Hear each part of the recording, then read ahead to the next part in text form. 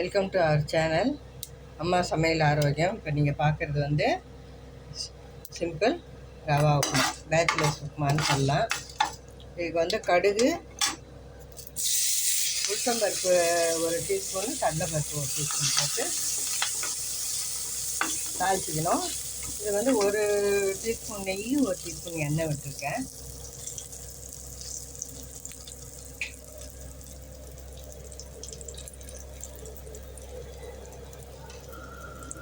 இப்போ வந்து தண்ணி, இந்த குயிக்காக பண்ணணுன்னா சுடுதண்ணி போட்டு வச்சிட்டோம்னா இந்த மாதிரி கெட்டிலில்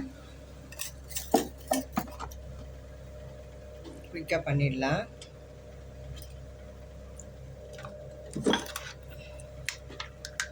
சால்ட்டு,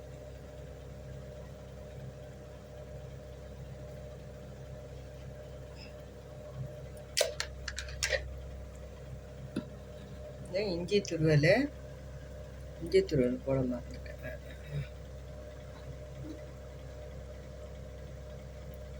துருவந்து வந்து ஒரு 3/4 டீஸ்பூனு, கடுகு ஒரு அரை டீஸ்பூனு, உளுத்தம்பருப்பு ஒரு டீஸ்பூனு, கடலைப்பருப்பு ஒரு டீஸ்பூனு, பெருங்காயம் 3/4 டீஸ்பூன் போட்டு நெய்யும் எண்ணெயும் கலந்து ஒரு 2 டேபிள் ஸ்பூன் ஊற்றிட்டு அதெல்லாம் பொரிஞ்ச பிறகு இஞ்சி துருவல் முதல்ல போட்டுடலாம். எண்ணெயிலே போட்டுட்டு கொஞ்சம் வதக்கினாலும் வதக்கலாம், இல்லை அப்படியே நம்ம வந்து கருவேப்பிலை தாளிச்சிட்டு தண்ணி ஊற்றிடணும்.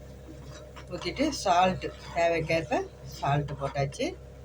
பாருங்கள், சுடு தண்ணி ஊற்றினால ஏற்கனவே நல்லா கொதிச்சு வருது. இது வந்து ஒரு 2 நிமிஷம் கூட ஆகாது. இது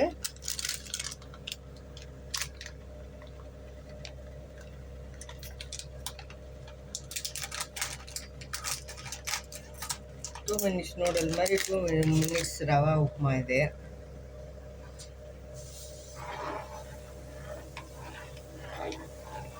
வந்து தண்ணி வந்து நீங்கள் எவ்வளோ அளவு எடுக்கிறீங்களோ அதுக்கு 2 பங்கு தண்ணி ஊற்றிக்கோங்க.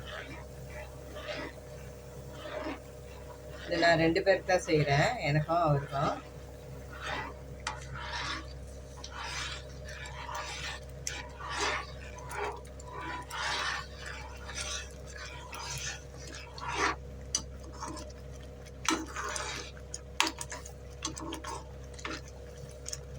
நல்லா கொதிச்சு வருது. இப்போ வந்து சிம்மில் வச்சுட்டு மூடி வச்சுட்டு 2 நிமிஷம் கழித்து எடுத்து சாப்பிட வேண்டியது தான். எல்லாம் போட்டாச்சு. நீங்கள் ஃபாலோ பண்ணியிருப்பீங்கன்னு நினைக்கிறேன். இந்த வீடியோ பிடிச்சிருக்கோன்னு நம்புகிறேன். அப்படி பிடிச்சிருந்தா லைக் பண்ணுங்கள், ஷேர் பண்ணுங்கள், எங்கள் சேனல் சப்ஸ்கிரைப் பண்ணுங்கள். தேங்க்ஸ் ஃபார் வாட்சிங்.